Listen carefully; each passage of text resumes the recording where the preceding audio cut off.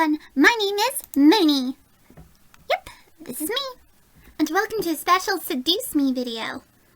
So, we're going to be looking at the hidden meaning behind each of the individual boys' route. And I don't mean from the first game, no, we're going to be looking at Seduce Me 2, The Demon War. The newest adventure for the boys. Now, a lot has happened between the first game to the second one, where now our main character is about to get married. And it's supposed to be the happiest day of their lives. But things don't quite go to plan, unfortunately. But as we explore each individual route, the reasons behind why it all goes wrong is different for each boy, making it all the more interesting. So, we're going to be exploring each of the individual boys' routes once more and taking a closer look at everything and what the hidden meaning behind it could be. Not to mention, having to look back at some of their best moments from the first game. And obviously their wardrobe change. The boys don't look all that much different from what they originally were. In fact, you can tell it's them. They still look the same, except they just look a little bit younger. But, yep, it's still them.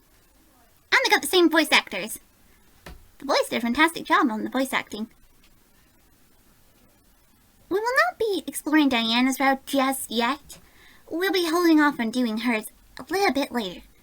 So let's start with the very first boy. Sam.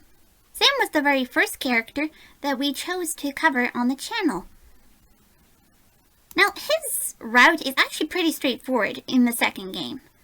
It technically takes place following the Demon War special secret angel world that you got at the end of each of the routes.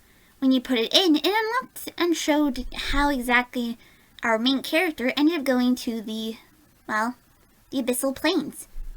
So that she was at the graveyard when she got pulled down. But what exactly happened before she got taken into the abyssal plains? Well, let's revisit and let's take a lot closer look at what went down together. So, out of all the boys, Sam, of course, he's like the bad boy of the family. And Sam actually has shown quite strong loyalty. He cares for his brothers greatly. And he cares for his mom, too, even if she's trapped as a green spirit orb in the other world. But still, there's just something about Sam that draws us to him. Now, Sam's clothes haven't changed too much from what he originally was, except now he's got his top part, his red jacket, it's not closed up instead of it being open like it originally was. I'm not sure where his dog tags went to. I believe we've got them, but hey, I could always be wrong. Now, in Sam's route, he's trying to rediscover his demon side. And what I mean by that is, he feels kind of detached from the abyssal plains since staying with us. He doesn't feel quite as demon as he used to. He's been spending so much time in the human world that he kind of misses being a demon, even if he still is one. So he wants to do something to reconnect with that other side of him. On the wedding, he doesn't just want to do the traditional human way of doing a marriage. He wants to also do the demon way. The joining of souls. Now, in a way, the joining of souls actually shows a great deal of trust, because apparently, according to the boys, it turns out that if you do a soul bonding, it means that you give the person all the control all over you. So you have no say in the matter. If they try to do something to you, you will not be able to say no. They can do whatever they want to you. And that shows that you put a lot of great trust and faith in them. That you trust them to do the right thing and to not abuse the power you've given them. Thus, it makes sense where our main character is kind of scared about, giving Sam that much power. But there's a problem. The ritual Sam wants to do for binding the souls requires certain items that can only be found at the black market in the abyssal plains. And it's too dangerous. All the brothers, of course, say that he shouldn't go because he could become a big target for angels, thus introducing angels once more into the story. But Sam really wants to do this. But in all honesty, you'd think Sam would be alright with doing this because, in all fairness, he does already do a tough job in the human world. He's a police officer, so he deals with bad guys every day. And keeps the peace. But apparently, finding angels is a completely different story. They're much more powerful, thus making this journey too dangerous. But on top of that, the boys then suddenly ask him whether or not he did confide in our character. Unfortunately, Sam apparently did not do so, and our character ends up overhearing the conversation he's having with his brothers. Sam, of course, walks off kind of upset because they're not seeing eye to eye at that moment. But this decision is something really big. It might make Sam happy, but at what cost? Will Sam actually survive getting the items? Will the trip really be worth it or not? Regardless, you then get the option to confide in Sam eventually and ask him about the whole entire ritual and why he wants to do it. Sam, of course, does indeed tell you why he wants to do it because it would mean a lot to him and because he wants to, have that connection with you. The soul bonding would mean that he would know where she is at all times and he'd be able to, and vice versa, I believe. Unless I mishear that part. Still, it's kind of romantic and sweet in its own way, but it also has got some flaws to it. Now, with every great happy moment, there then comes a time of really strange weirdness. So, after those two kind of get it on in the bedroom, something really weird happens. Our main character once more has another vision, or weird dream, whatever you want to call it. But it's up at the abyssal plains, and Sam is facing his father in an epic fight. And unfortunately, our main character gets hurt and dies. She wakes up from it, but what is the meaning behind the dream? Will there be a final confrontation with the father? Why would they be in the abyssal plains to begin with? Also, who the heck stabbed her? Whether or not these are visions or future events that will take place, we're not sure yet. Only that they're quite alarming and worrying. Still, Sam promises that he won't let anything happen to her. But will Sam be able to keep that promise and protect her? Oh, also there is quite a cute little scene that does happen where Sam asks our main character if they can go visit the grandfather's grave. Because, as we all know, the grandfather actually brought Sam and his brothers to that world, and they owe a lot to him. He wanted to ask the grandfather for permission to marry his granddaughter. And for some unexplained reason, the wind told him yes. I'm not really sure, but we'll just go with it. It was a cute scene anyway. But it shows how much respect that Sam does have and how much he cares for the grandfather. That he does want to do the right thing, and he wants to make this the best day ever. He made a promise that he would protect her. And he wanted to honor the grandfather's memory too. He even does say that he cared for her grandfather. He's like a strange Jiminy Cricket wizard. All power and all knowing.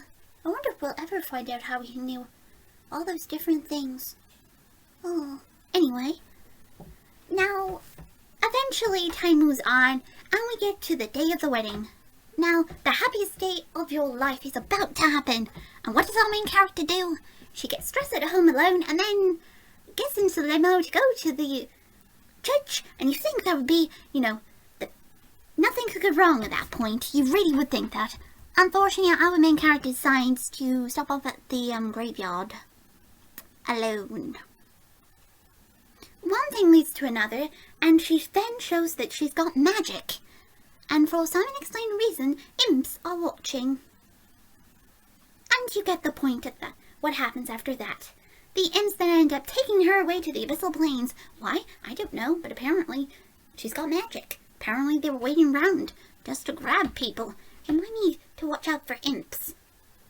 Well, I'm kind of worried now.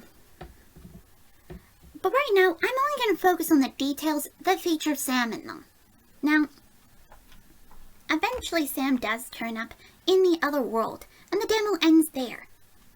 But this technically does give Sam a chance. Will Sam risk going to the black market while they're there in the abyssal plains? And well, as the demo ends, of course, it's clear that Sam and the others are not aware of the curse that is on her, which of course is the main character has to die if she wants to get out of the abyssal plains.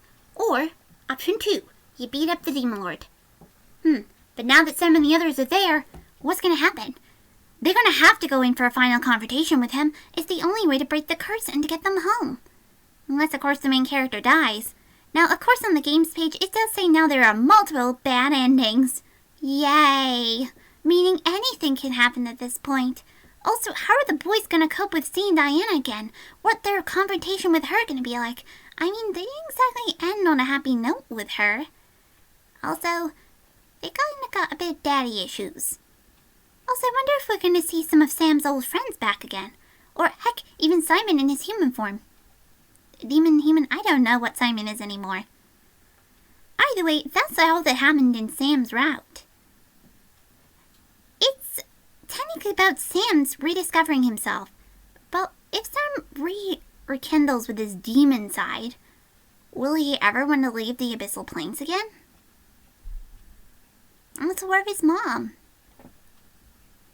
Anything can happen. But right now, Sam really wants to do it his way. I mean, they could always have a demon marriage there in the Abyssal Plains. I mean, now that they're there, they might as well do it, right? But the question is, how are they going to get home? In one of the other routes as well, you discover that Sam is actually married to a girl called Carrie, who's a witch. I don't know if Carrie's in this route with Sam or not. We'll have to wait and see. Still, it's exciting nonetheless. But a big final confrontation. I still want to know who gets the blaming stab into our main character. We have to make sure that she wears armor. So that, of course, is everything you need to know about Seduce Me to the Demon War Sam's demo route. That's everything that happened, and in a short little period of time. So if you can't be bothered to watch the episodes or the playthrough, just watch this little video. And that's all from me, Mooney. So, which one was your favorite route? Next time we'll look at another boy's route and go through it together. And try to explore the hidden meaning. Sam's hidden meaning is trying to rediscover himself. At least I think it is. That, or he really's got some issues he wants to resolve with his dad. Not to mention, why did he put a curse on her in the first place? What's so important about her? We'll have to wait and see. Anyway, bye-bye, guys. Thanks for watching. That's all from me, Mooney.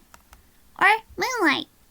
Technically, Moonlight's my full name, but you can call me Mooney for short. It's a lot easier. Anyway, bye-bye. Thanks for watching. See you next time.